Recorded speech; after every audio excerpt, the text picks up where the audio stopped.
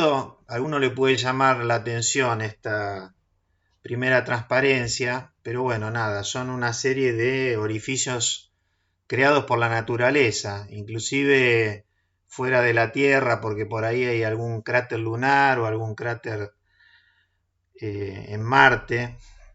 Y bueno, hace una cantidad de años escribimos un libro en relación a los procesos de agujereado, que bueno, la tapa está ahí, ¿no? Creo que fue en el año 2006. Bueno, nosotros nos vamos a referir concretamente al proceso de agujereado con brocas helicoidales.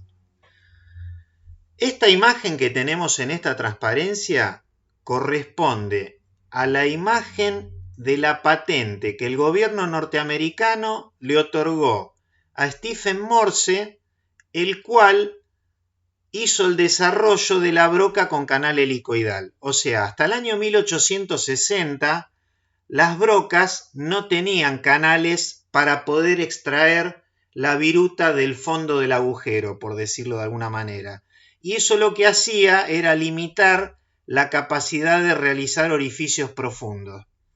Una cosa que es muy llamativa y que pasa muchas veces, por lo menos en relación a nuestra materia, es que si uno mira ese esquema realizado en el año 1860 y compara la geometría de aquella broca con las brocas actuales, los cambios de las brocas que se fabrican en la actualidad son realmente no muy significativos desde el punto de vista geométrico, ¿no?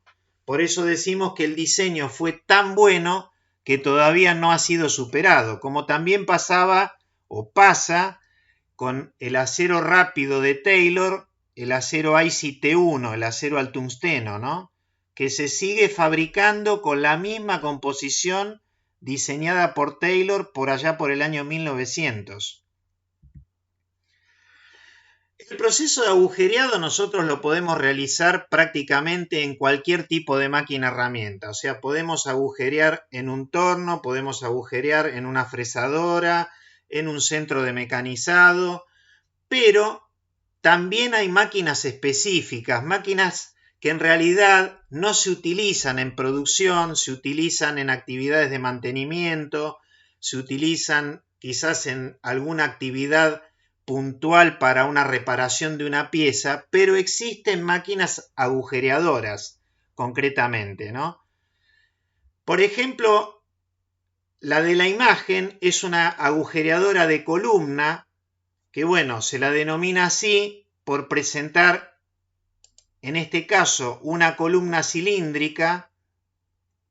Las hay también de columnas prismáticas.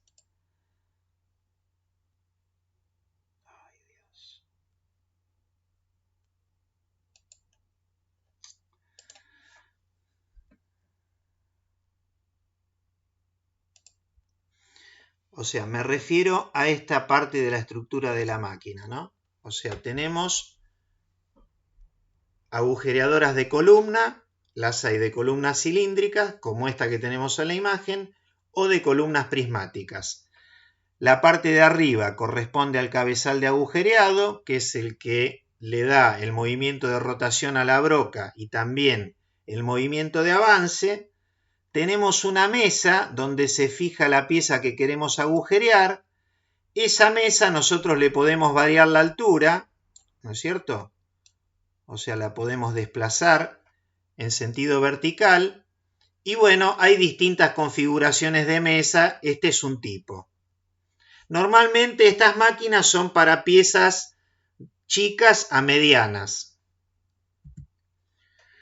Acá tenemos una agujereadora que se denomina multiusillo, que tiene la capacidad, es muy parecida a la anterior, salvo que, bueno, tiene una columna prismática. En realidad, la mesa tiene un soporte inferior, de manera tal que esta es una máquina más rígida que la que habíamos visto en la otra transparencia. Y las taladradoras multiusillo tienen la capacidad de realizar en una bajada del cabezal una cantidad de orificios en forma simultánea, con lo cual a veces se la suele utilizar en producción. Si uno tiene una pieza de chica mediana donde hay que realizar una serie importante de piezas iguales que lleven operaciones de agujereado, como nos ha tocado el caso de ver una fábrica dedicada a los motores de arranque de automóviles, en donde sus carcasas de aluminio llevan agujeros incluso de distintos diámetros, esos procesos se pueden realizar bastante rápido en este tipo de máquinas y con la particularidad que estas máquinas son máquinas muy económicas frente a una máquina que podría ser una máquina CNC.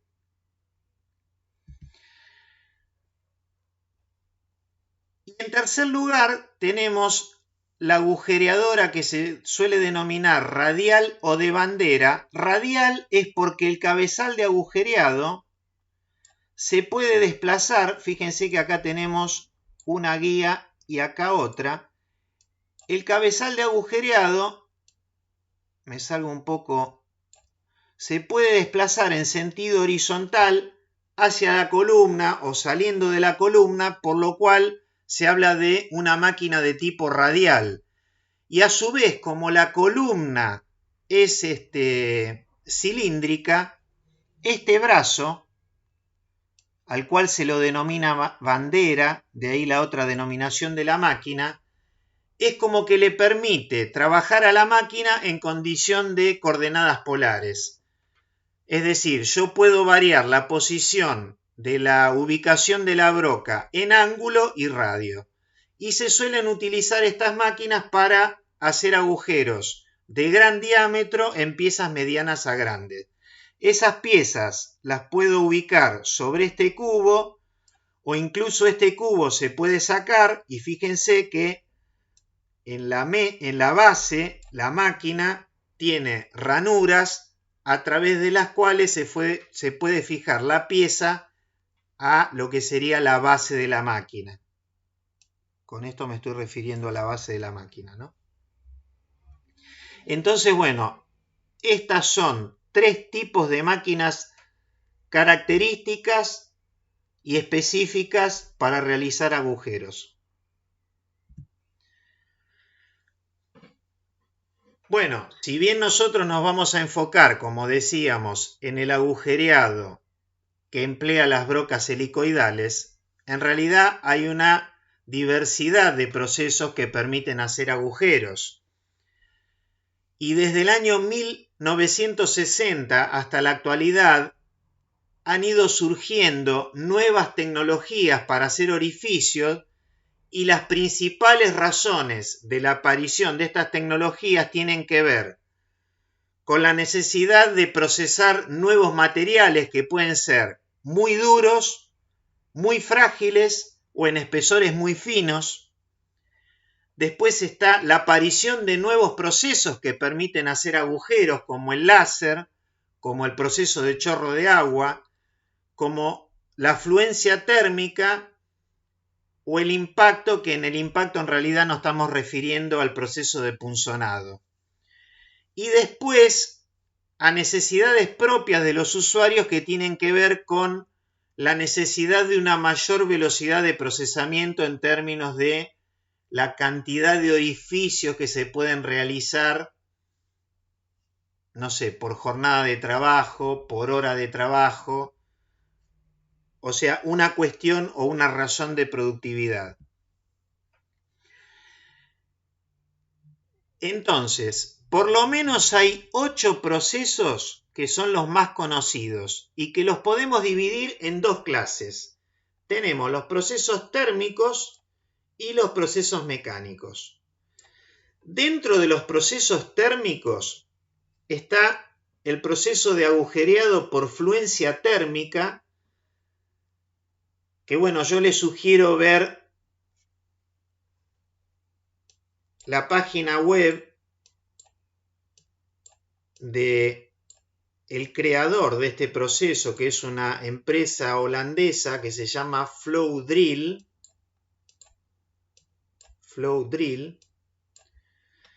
en donde, bueno, ahí van a poder ver videos del proceso. En realidad se trata de un proceso en el cual la herramienta no corta, sino que fricciona al material que va a agujerear, que son tubos. Es decir, es un proceso que se utiliza para generar agujeros en tubos que pueden ser de distintos materiales, de diferentes espesores, pero lo que sucede es que con la herramienta rotando y avanzando se produce una fricción entre la herramienta y el material a agujerear. Esa fricción eleva la temperatura, como la herramienta tiene una forma de punta cónica, va ablandando el material y llega un determinado momento en el cual termina atravesándolo. Y entonces genera un orificio con un manguito que puede ser incluso utilizado para hacer una rosca posterior. Después tenemos el proceso de agujereado por electroerosión capilar. Nosotros más adelante vamos a desarrollar el proceso de electroerosión. Hay tres tipos de procesos de electroerosión: la electroerosión por penetración, la electroerosión por hilo y el agujereado por electroerosión, también llamado electroerosión capilar, que es un proceso mediante el cual se pueden hacer agujeros en materiales que pueden tener hasta 60, 62 Rowell C, desde 0,3 de milímetro de diámetro hasta 3 milímetros de diámetro y profundidades de 200 milímetros. Después también otro proceso térmico es el agujereado por láser, que bueno, el láser se emplea, la aplicación posiblemente más conocida a nivel industrial es para corte. Pero bueno, el agujereado es un caso particular del corte en donde, bueno, el agujero puede tener una forma circular o cualquier otra. Y hay dos tipos de...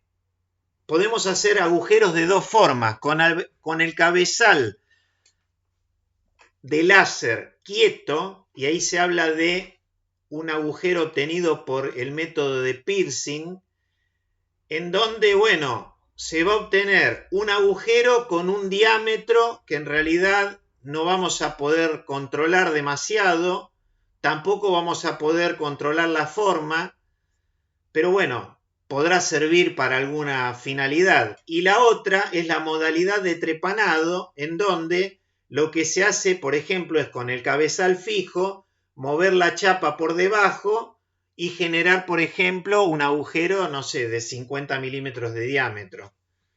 Entonces son las dos modalidades. Esas dos modalidades también se aplican, por ejemplo, al proceso mecánico de chorro de agua con abrasivos, con el que también podemos hacer orificios. Pero bueno, ahí no tenemos calor, digamos, ¿no? Para la generación del agujero.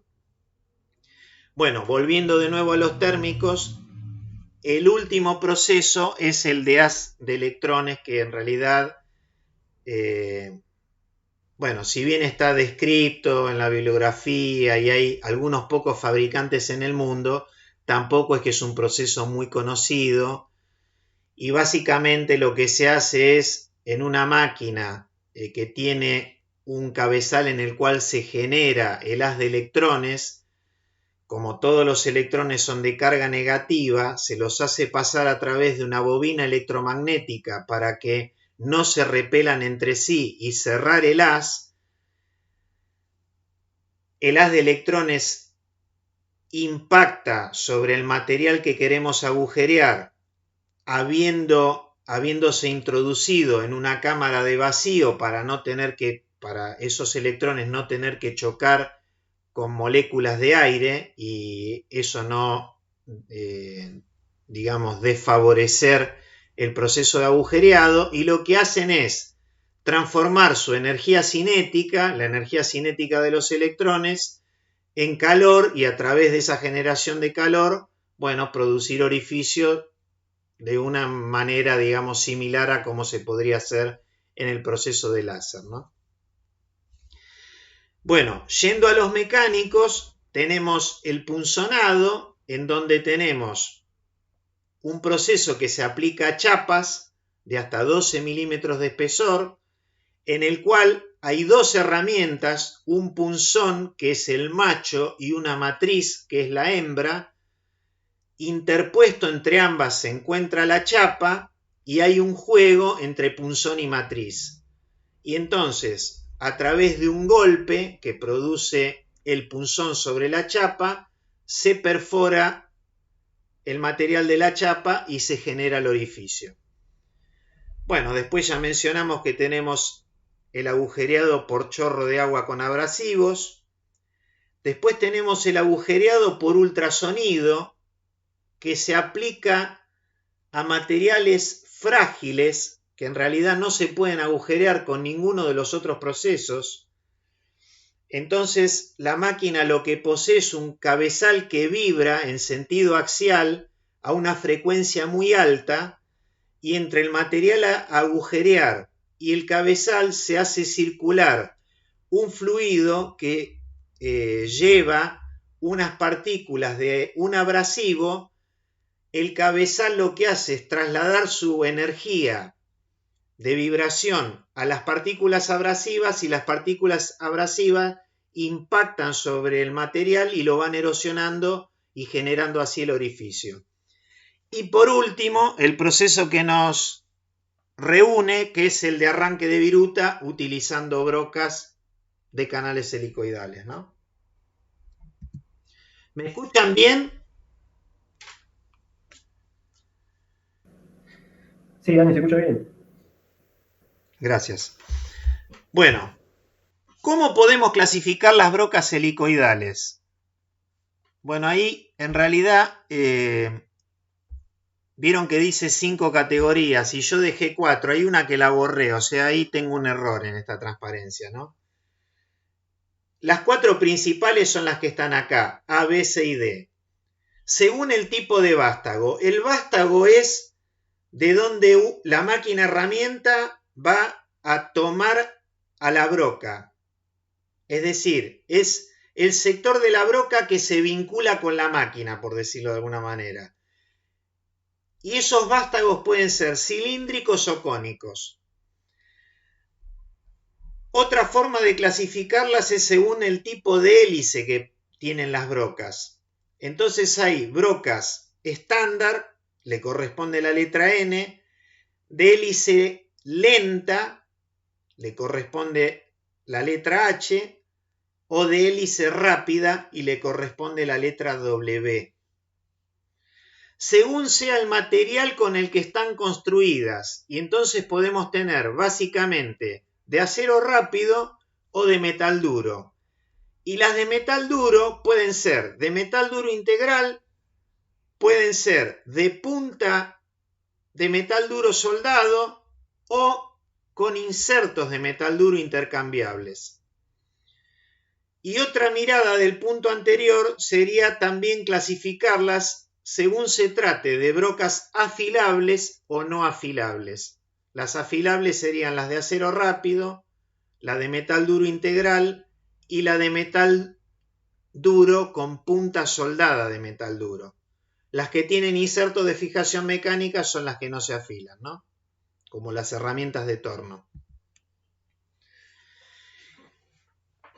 Las brocas, las mechas, que todos nosotros tenemos una en nuestra casa, tirada en algún cajón, en realidad son herramientas muy complejas, tanto que, por ejemplo, hoy podemos observar que el núcleo de la broca es cónico, o sea, tiene un espesor en el sector de la punta de la herramienta concretamente, y es más gruesa a medida que vamos hacia el vástago.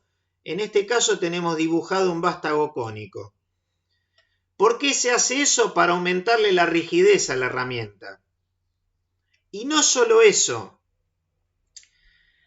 Cuando se dice que una broca tiene 10 milímetros de diámetro, esos 10 milímetros, con una tolerancia que está en la norma, solamente los tiene en la punta, o sea, acá.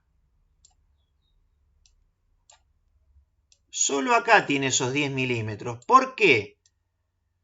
Porque a medida que vamos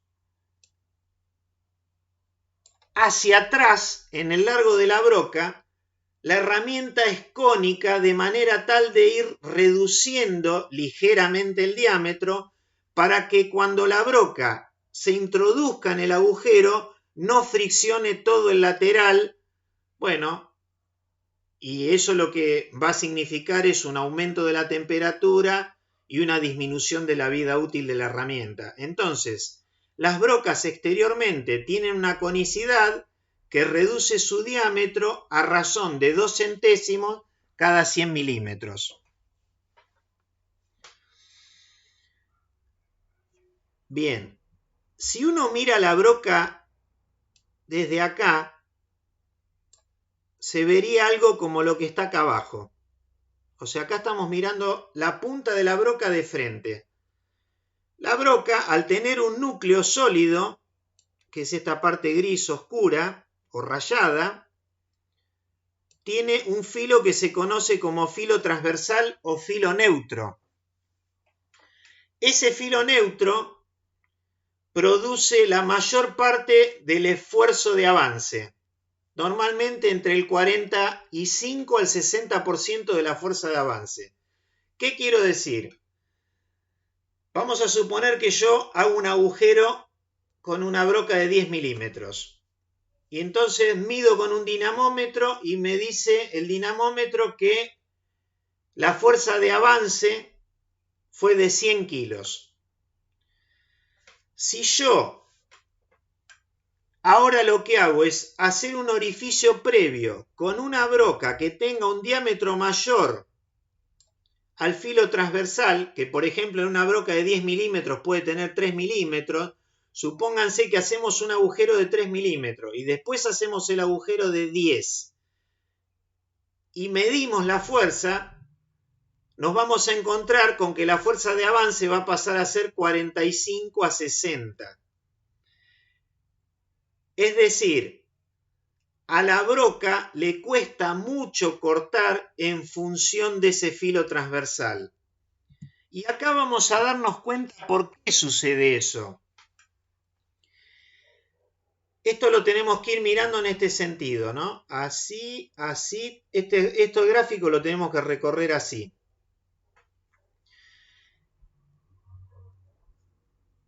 Acá tenemos un filo muy negativo próximo al centro.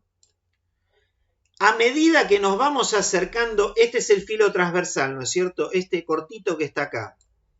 Si partimos desde el centro y vamos hasta el borde, vamos pasando por un filo muy negativo hasta que se empieza a volver positivo en esta zona y muy positivo en el borde. Entonces, la geometría del filo de la herramienta de corte, de este filo transversal, en realidad, por su forma, hace que la herramienta le cueste cortar mucho alrededor del eje de la herramienta. Esa es una de las razones por las cuales se hacen orificios previos normalmente. A nadie se le ocurre habitualmente, si tiene que hacer un agujero de 10 milímetros, agujerear directamente con la broca de 10 milímetros. Se hace algún agujero previo para tratar de minimizar este efecto negativo, ¿no?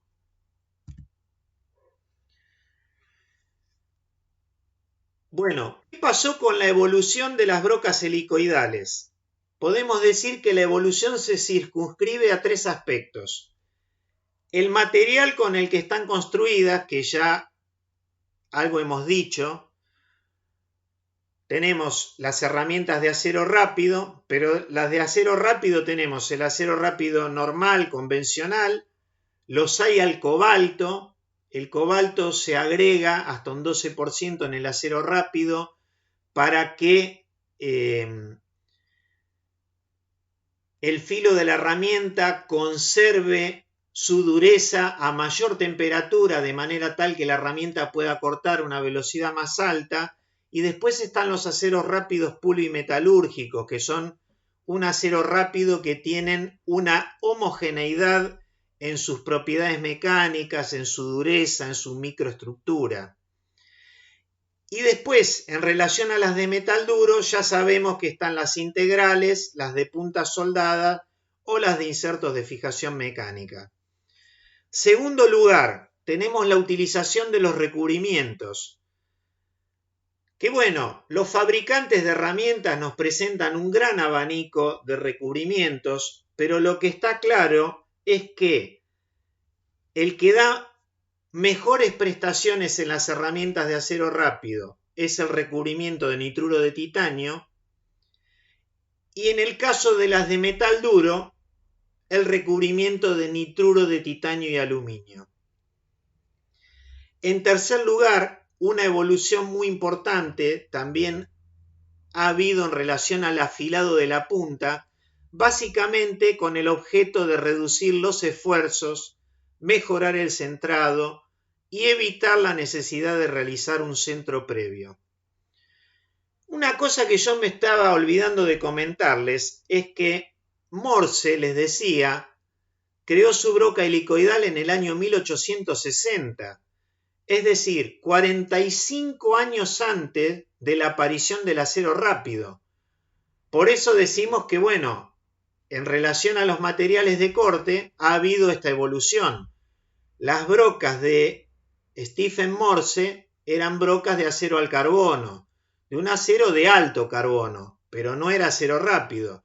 Era una aleación hierro-carbono en donde el carbono estaba en un porcentaje del orden de hasta un 1,7% y no había más elementos de aleación, como acá pasan los aceros rápidos, que sabemos que hay tungsteno, molibdeno, cromo, vanadio y en algunos aceros rápidos el cobalto, ¿no?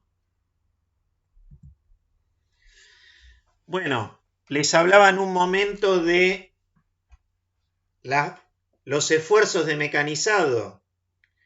En el caso del agujereado, en el agujereado se genera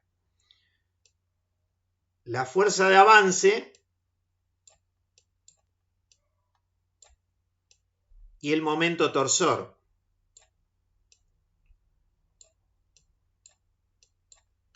Esos son los dos esfuerzos mecánicos.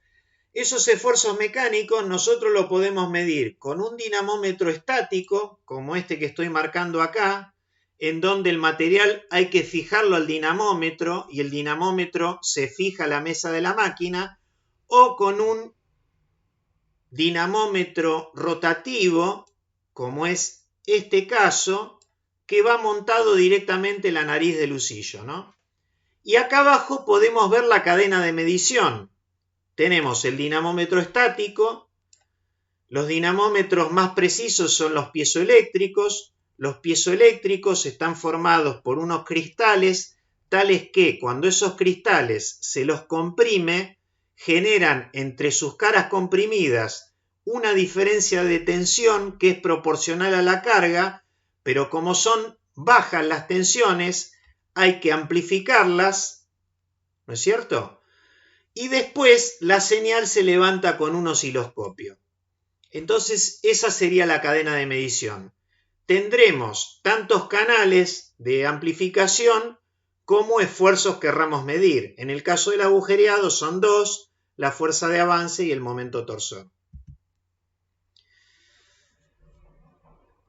En esta transparencia podemos ver los métodos con los cuales se fabrican las hélices de las brocas, que es una parte fundamental, digamos, de la herramienta de corte. Entonces, esto es según la empresa Göring, una empresa alemana, en donde hasta 13 milímetros tenemos dos opciones, ¿no es cierto? Hasta brocas de 13 milímetros, que son las brocas que incluso se pueden aplicar en la mayoría de los taladros de mano que podemos tener nosotros en nuestra casa.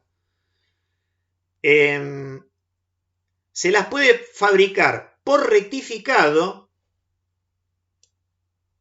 y es el esquema A,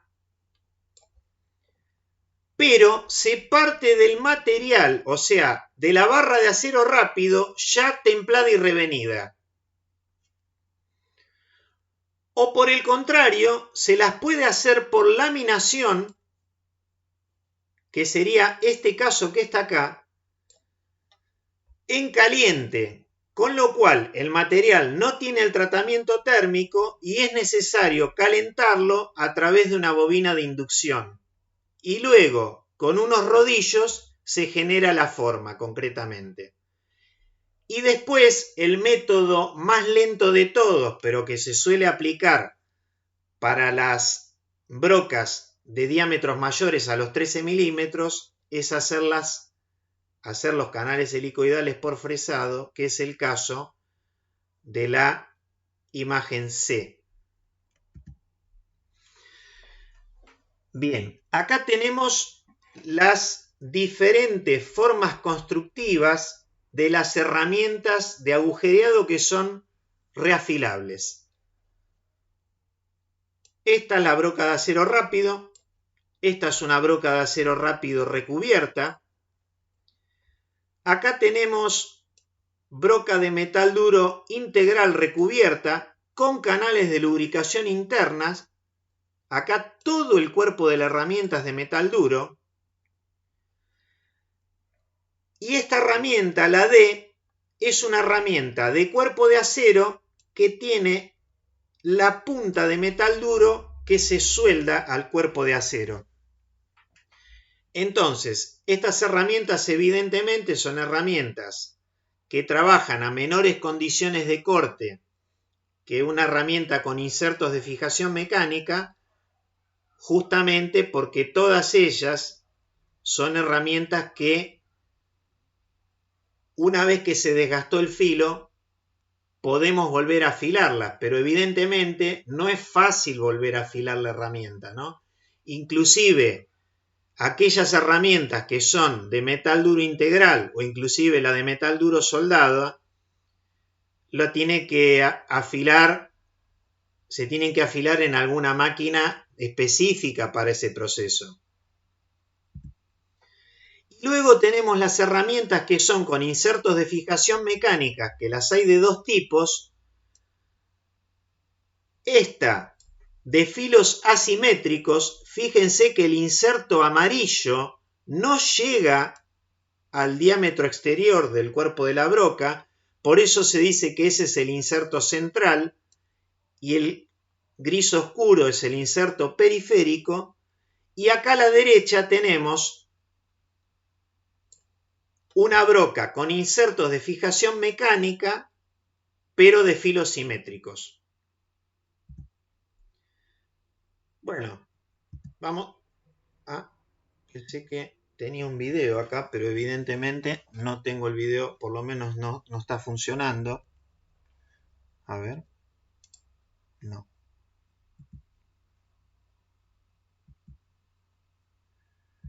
Bueno.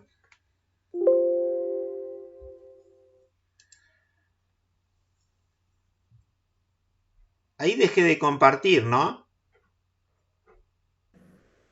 No, Dani, se sigue viendo Ah, bueno. tu pantalla. Bueno, entonces voy a pasar al otro. Bueno, no sé si hay alguna pregunta del PowerPoint anterior.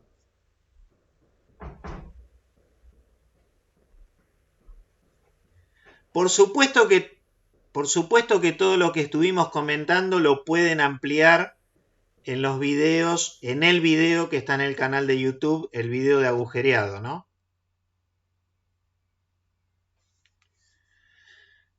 Bueno, vamos a referirnos ahora a los procesos de rectificado. Y lo primero que vamos a hacer es ver un video. Bueno, no tengo suerte, ¿eh?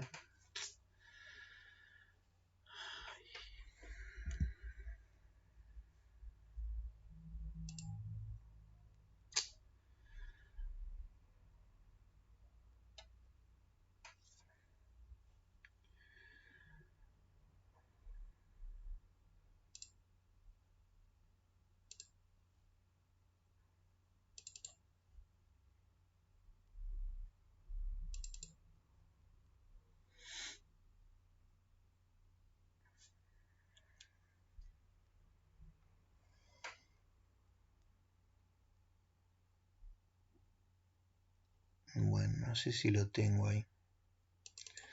Bueno, vamos a ver este video.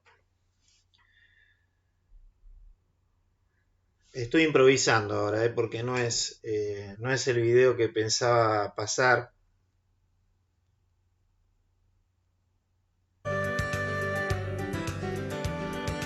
Genher's cylindrical grinders feature precision, stability, and convenience.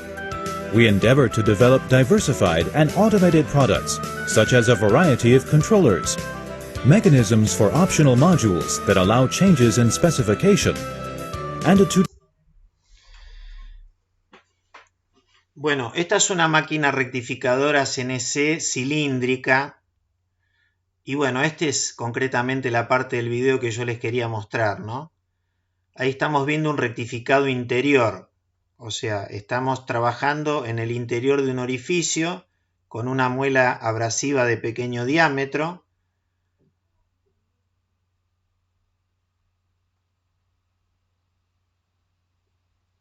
Y bueno, ahí nos muestran la precisión del rectificado, que el comparador no se mueve, ¿ven? Parece un tanto exagerado, pero bueno.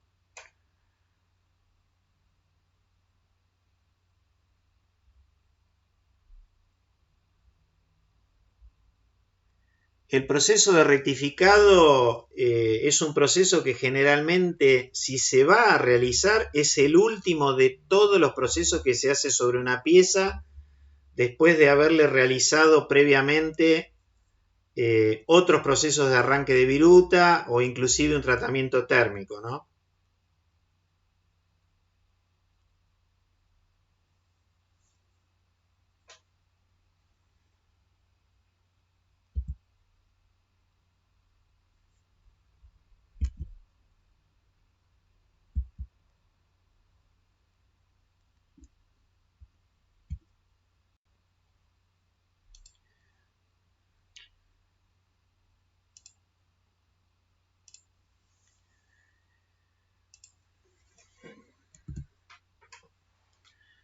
Bueno, entonces, en un proceso de rectificado nosotros tenemos una herramienta de corte, que es una muela abrasiva. Esa muela abrasiva está constituida por granos abrasivos y un ligante, liga o aglutinante que vincula los granos abrasivos entre sí y le da forma a la muela abrasiva. ¿De dónde viene el nombre de rectificado? El nombre de rectificado viene que es un proceso que, como les decía, se emplea habitualmente para hacer el último mecanizado sobre una pieza a la cual se le dio un tratamiento térmico para endurecerla. Entonces, normalmente las piezas, cuando se les hace un tratamiento térmico, se deforman, y el grado de deformación va a depender del tamaño de la pieza, de la forma de la pieza, del tipo de horno, de la temperatura, de cómo se ingresa la pieza al horno. Y bueno, evidentemente que la pieza, para llegar al rectificado, va a tener que tener un sobrematerial, y con este proceso se le devuelve la forma original, es decir, se la rectifica. Eso es lo que quiere decir rectificado, devolverle la geometría, la forma final, es decir, eliminar la distorsión que pueda haber provocado el tratamiento térmico. ¿En qué casos nosotros tenemos que pensar que es necesario hacer un proceso de rectificado? También a eso lo podemos llamar indicadores de necesidad. Bueno, el rectificado en algunas ocasiones puede ser empleado como un proceso intermediario para generar una superficie de referencia para otras operaciones posteriores. Se aplica, como decíamos, al mecanizado de materiales templados. Y fíjense que decimos IO, ¿no? Porque en general no suele ser uno solo de esos indicadores, sino que suelen ser varios de ellos. Se aplica el rectificado también para materiales muy duros o muy frágiles, para corregir deformaciones geométricas por tratamientos térmicos, la doble T, tratamientos térmicos, es lo que le da o de donde deriva su nombre. El rectificado también vamos a pensar utilizarlo toda vez que querramos obtener tolerancias muy reducidas en la pieza que estamos mecanizando. Y también toda vez que querramos alcanzar una rugosidad muy pequeña o un acabado superficial muy fino.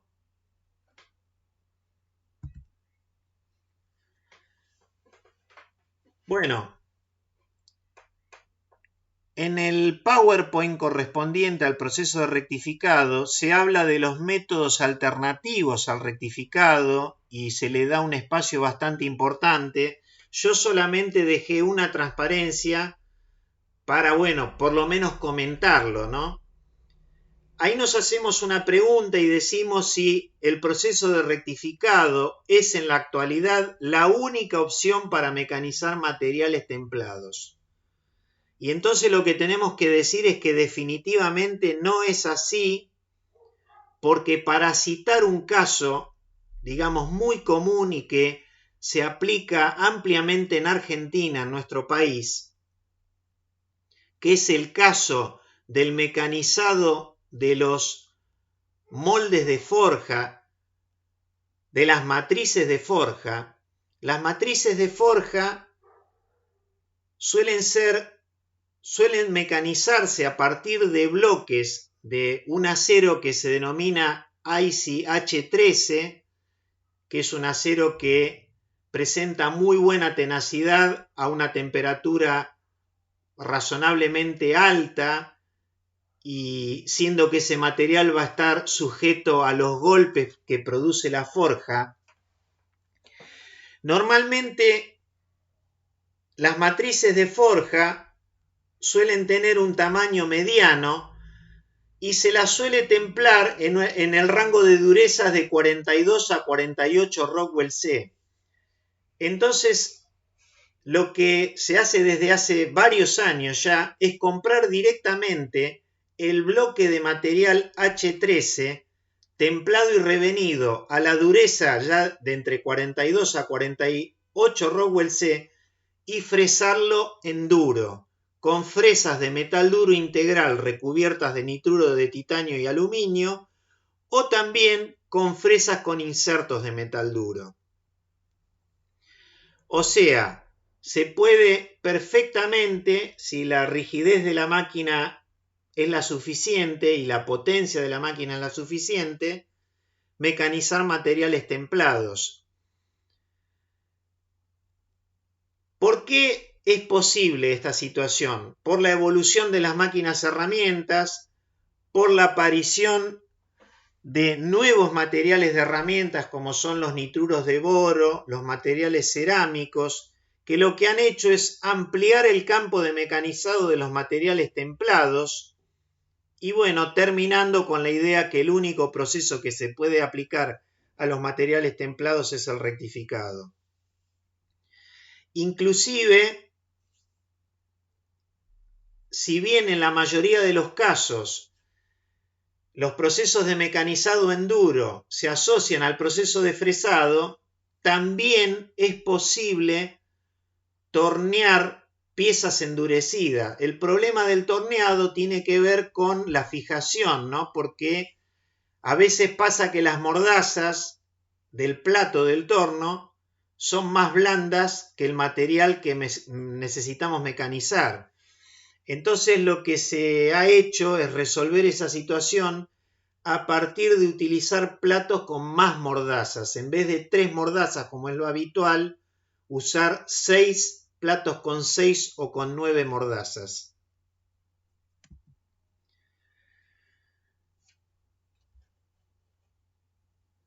Bueno, en algún momento al principio, digamos, de la clase de hoy decíamos que el proceso de rectificado es claramente un proceso de arranque de viruta, pero que tiene sus particularidades en relación a los que ya vimos previamente, que son el torneado, el fresado y el agujereado.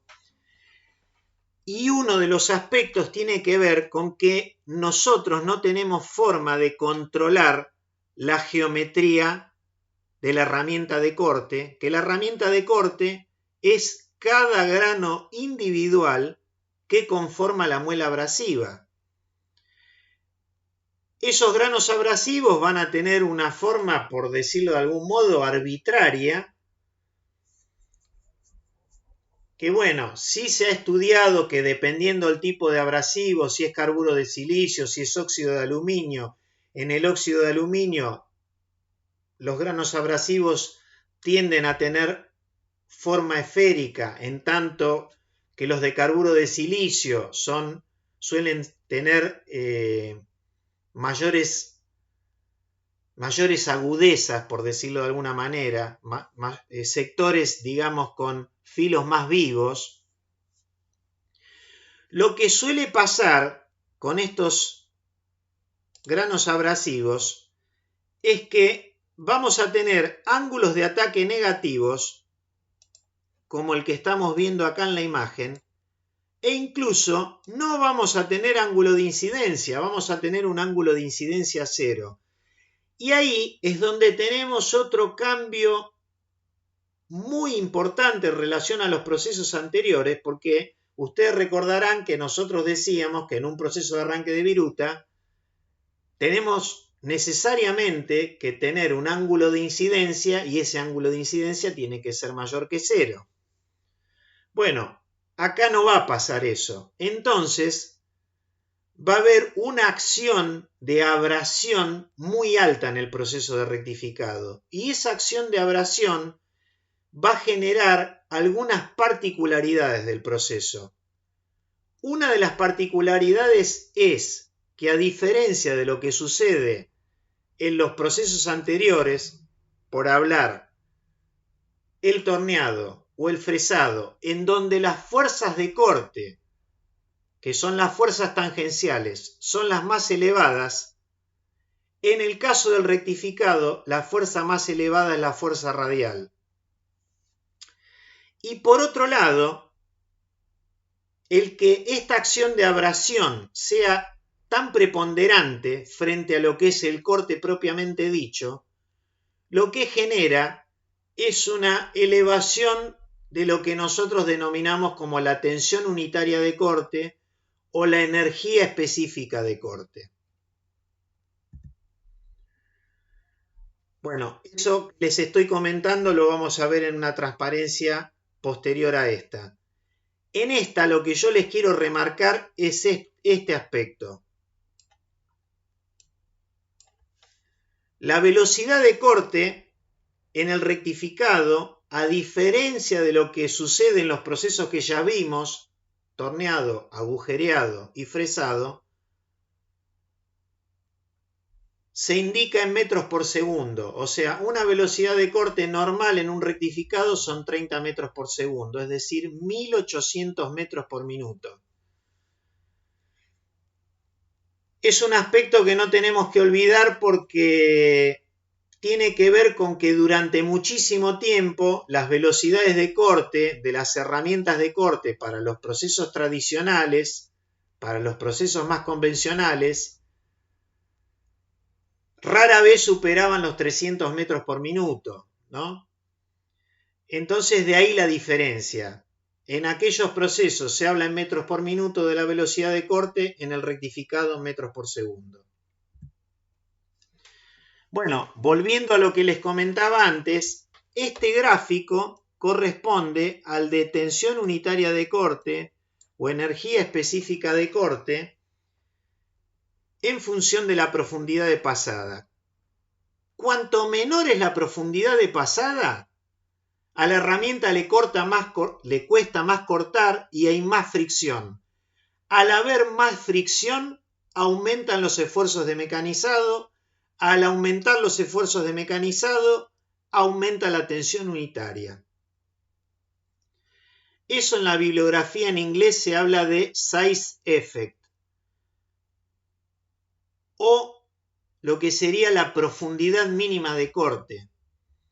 O sea, querer cortar espesores muy finos se vuelve contraproducente. Es como que la herramienta llega a un punto que ya no puede cortar y en realidad lo que hace en vez de cortar es deformar, es friccionar el filo de la herramienta contra el material que el filo de la herramienta está trabajando. Lo podemos ver acá. Esto sería el caso de como un rectificado tangencial, el equivalente a un fresado periférico. Tenemos en el arco de contacto, que sería este arco que estoy marcando acá, en el inicio, un sector en donde se produce una única acción de frotamiento, o sea, la herramienta no corta porque es tan fino el material que no corta, simplemente lo que hace es rozar y deslizar. En el sector intermedio, en el de plugin, lo que hace es como si se tratara de una herramienta de labranza. Lo que hace el grano abrasivo tampoco corta ahí, lo que hace es deformar plásticamente el material y correrlo hacia los costados del filo abrasivo, del grano abrasivo. Y en el último sector es donde se produce el corte propiamente dicho. Las proporciones de estos tres dependen de la profundidad de pasada. A menor profundidad de pasada vamos a tener un mayor efecto de frotamiento y de deformación plástica frente al corte y más alto va a ser la tensión unitaria de corte. Por eso es que uno quizás se asombra cuando se acerca a una máquina rectificadora, junta con la mano el tamaño de la viruta, mira la viruta y dice, bueno, la viruta es prácticamente un polvo. O sea, se está cortando una mínima cantidad de material, pero sin embargo, tanto el motor de husillo como el motor de avance son tan grandes como el motor de husillo y el motor de avance de un torno o de una fresadora, que cortan profundidades de pasada mucho más grandes. Y eso es por dos razones. Por un lado, porque en el rectificado trabajamos a una velocidad de corte muy alta, y acuérdense que la potencia de corte es proporcional a la velocidad de corte. Y también la potencia de corte es proporcional a la tensión unitaria de corte o a la energía específica de corte. Entonces, como la tensión unitaria de corte en el rectificado puede ser de 3, 4, 5 a 6 veces más alta que en los procesos de torneado de fresado, las máquinas rectificadoras tienen sus motores con el tamaño similar al de una máquina que saca un volumen de viruta mucho mayor. ¿Cuáles son los componentes básicos de un proceso de rectificado? Tenemos la muela abrasiva, la máquina llamada rectificadora y las condiciones de corte, ¿no es cierto? Vamos a la muela abrasiva. La muela abrasiva decíamos que está constituida por una cantidad de granos abrasivos vinculados entre sí mediante una liga o aglutinante. Pero sin embargo, cuando uno especifica una muela, tiene que referirse a más variables de esa muela abrasiva. Vamos a ver cuáles son esas variables.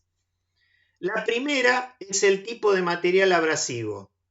Tenemos los abrasivos convencionales, como son el óxido de aluminio, al cual la norma, a través de la norma se lo designa con la letra A, y el carburo de silicio, que se lo designa con la letra C. El óxido de aluminio se aplica para el rectificado de aceros y el carburo de silicio para fundiciones y metales no ferrosos.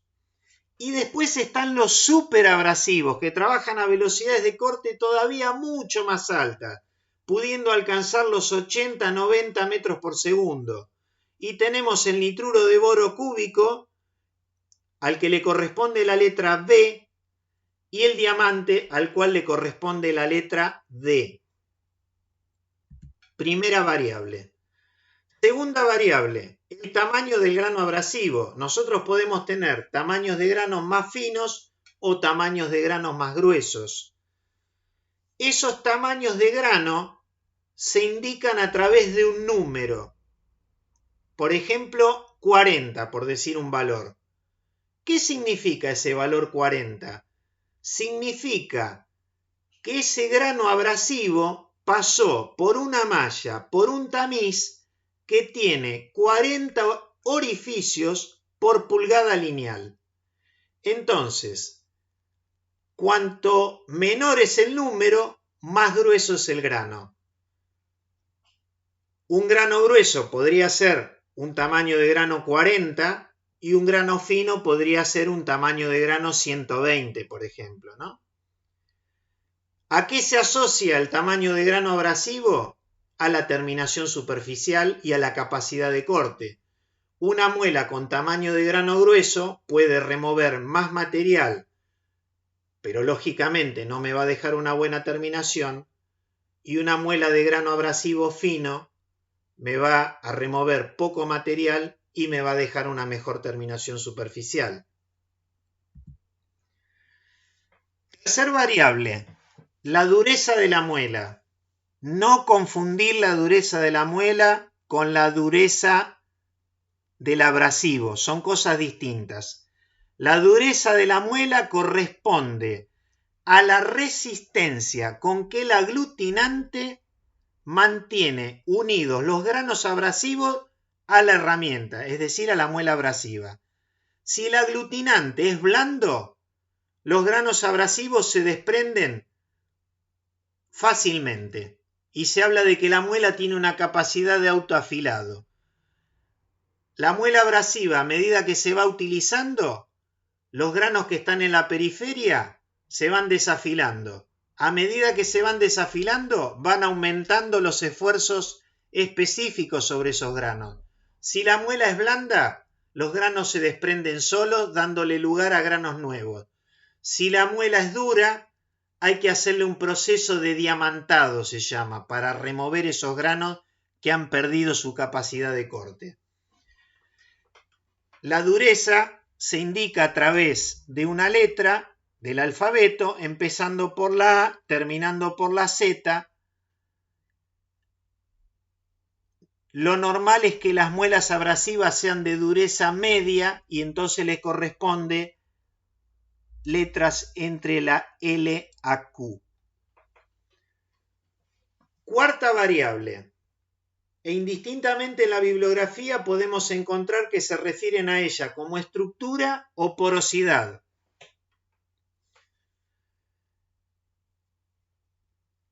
La realidad es que una muela abrasiva está constituida por tres volúmenes. Hay un volumen de abrasivo, hay un volumen de aglutinante, pero también hay un volumen de aire. Son tres volúmenes. Entonces, si tenemos una muela de muy poca porosidad, significa que el volumen de aire es muy reducido. Evidentemente, una muela de pequeña porosidad me va a generar una mejor terminación superficial que una muela muy porosa. O sea que la terminación superficial no solamente depende del tamaño del grano abrasivo, sino que también depende de la distancia que hay entre los granos. Y esa distancia está dada por la porosidad. La porosidad se va a indicar a través de un número que va del 1 al 13, como lo indica la transparencia, acá abajo, en donde 1 significa una estructura muy cerrada, muy poco porosa, y 13 una estructura muy abierta, muy porosa.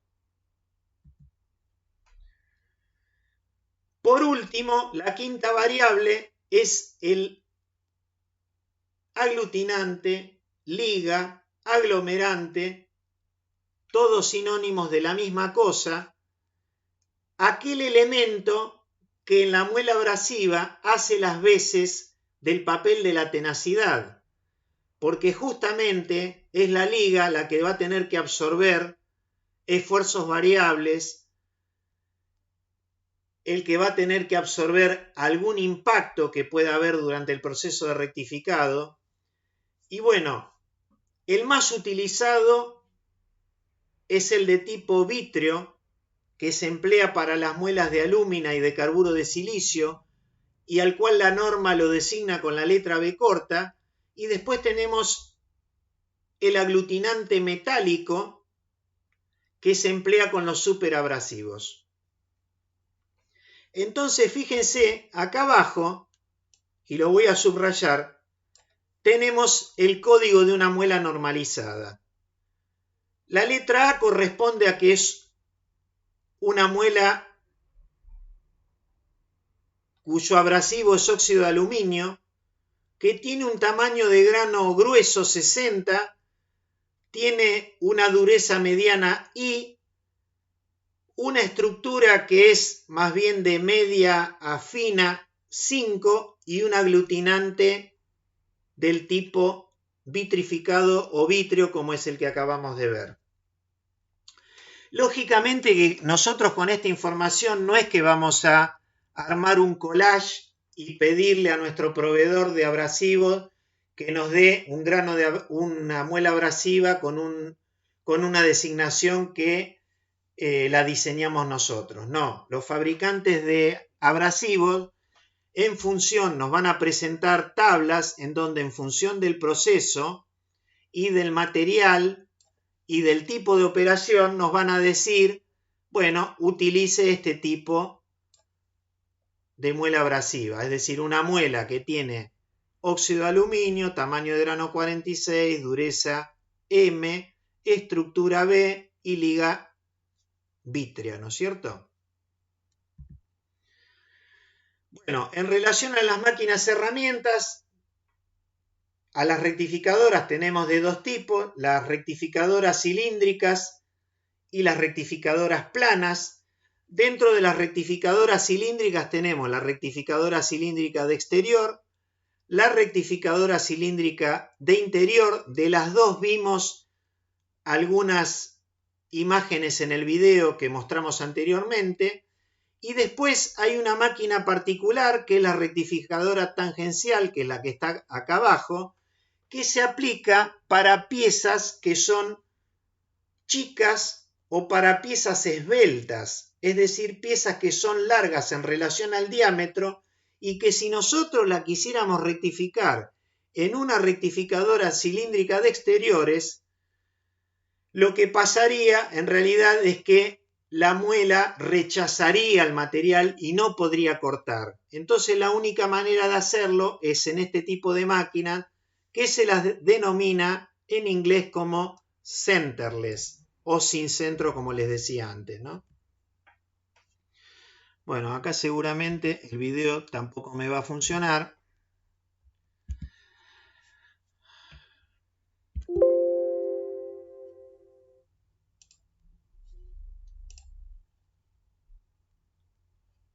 Es este que está acá. Este es un video concretamente de la máquina rectificadora sin centro.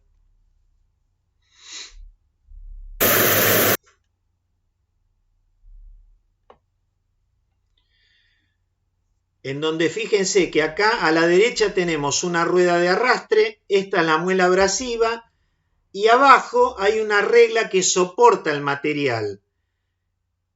El movimiento de avance se produce porque los ejes de la muela abrasiva y de la rueda de arrastre, que es de un caucho duro, no son paralelos, sino que hay una diferencia de 3 grados. Y eso es lo que genera el movimiento de avance longitudinal. Fíjense que ahora, bueno, ahí ya la cargaron de nuevo, la cargaron otra barra. Evidentemente acá están probando la máquina, se me hace porque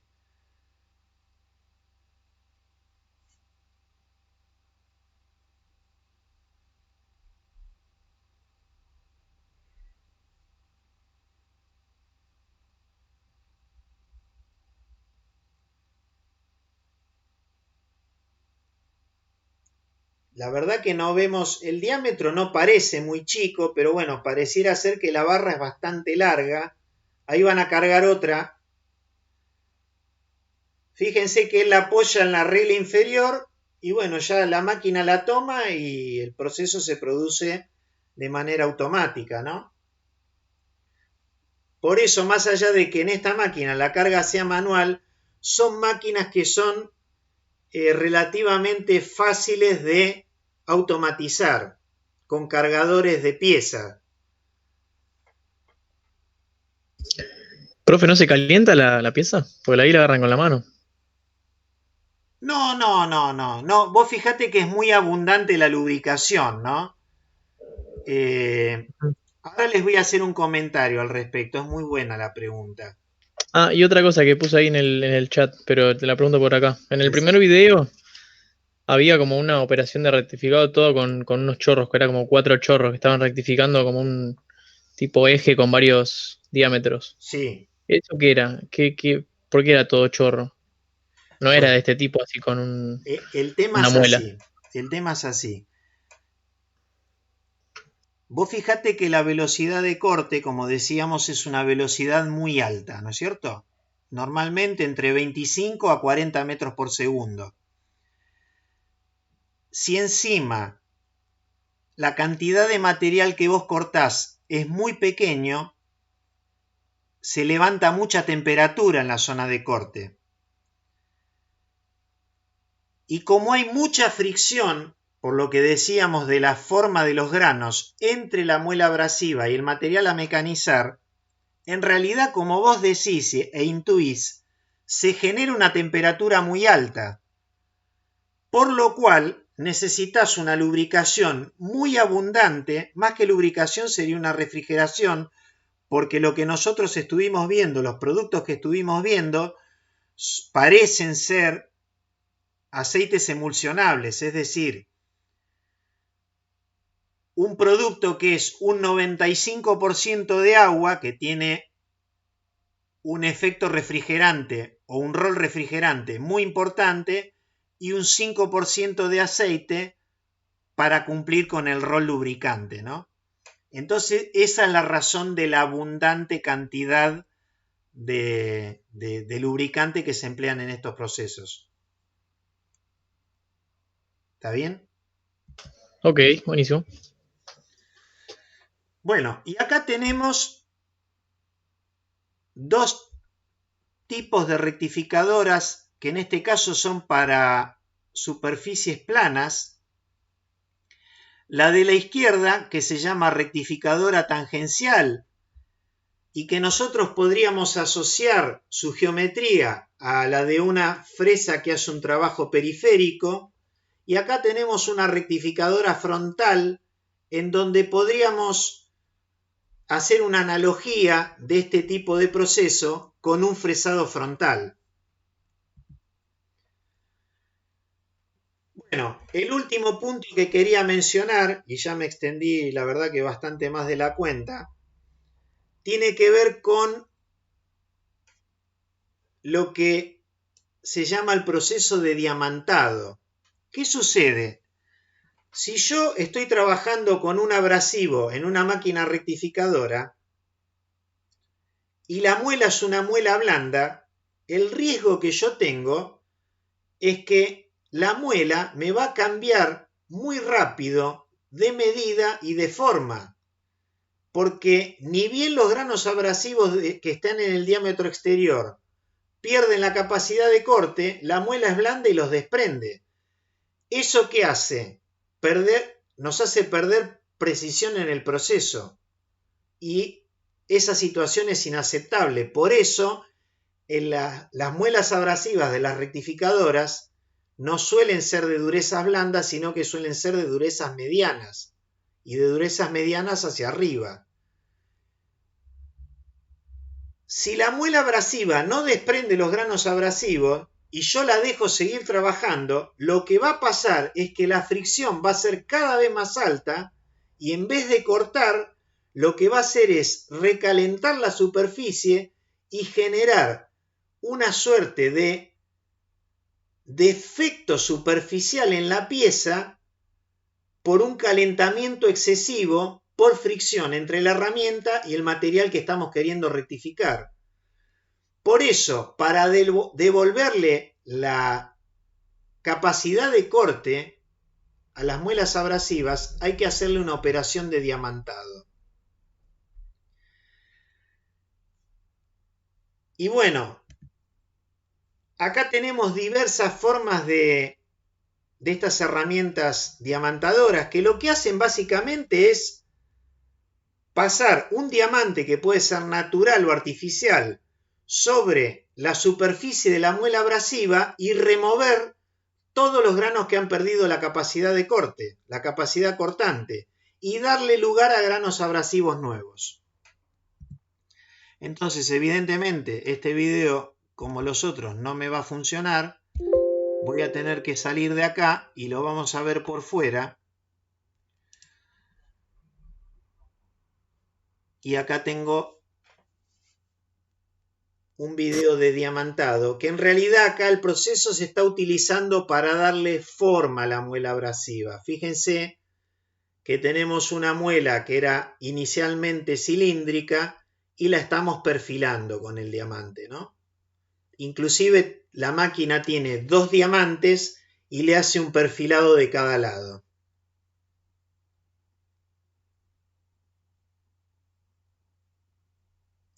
Ahí lo que hace es dándole una mayor precisión al perfil e inclusive, evidentemente, entre el sector horizontal y el que está inclinado, produjo un radio también, ¿no?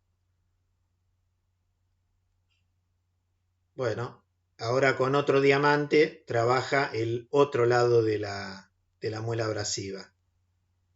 Entonces, a través del proceso de diamantado, uno le puede dar la forma a la muela o también puede, como les decía antes, devolverle la capacidad de corte a una muela que la ha perdido por el uso, ¿no es cierto? Y bueno, evidentemente que estos sistemas se adaptan muy bien en las máquinas de control numérico porque evidentemente es muy importante que el control de la máquina conozca la ubicación de la punta del diamante para poder perfilar la muela y así conocer cuáles son las dimensiones y la geometría de la muela y de esa manera poder transferir esas medidas al material que se mecaniza, ¿no?